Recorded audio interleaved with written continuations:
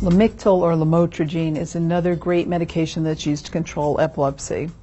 It's been out for a number of years. In fact, it is now available in a generic formulation, but it's also available in an extended release and in an ODT, which is an oral disintegrating tablet. So it's a pill that you can place on your tongue. It's great for little kids, and it just dissolves. It's another sodium channel drug, which is interesting. It's good for both partial complex seizures as well as generalized seizures. It also has an FDA approval for bipolar disorder as well, and it's really well tolerated. Very few side effects. The big side effect and the big black box warning with lamotrigine is that you can develop a bad rash from it. It's called the Stevens-Johnson reaction.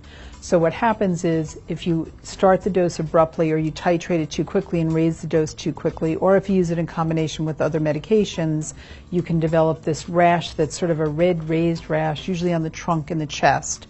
It gets worse, it can spread to the mouth. If that happens, it's something that needs to be treated in the hospital with steroids. But usually you can avoid that happening by slowly increasing the dose, by telling the patients about the possibility of this rash developing, and if the rash develops, you hold the medication and give them Benadryl.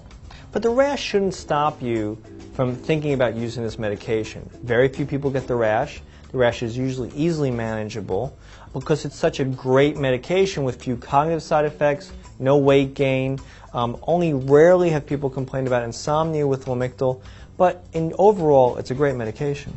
It works well, and it's used for a bunch of different seizure types.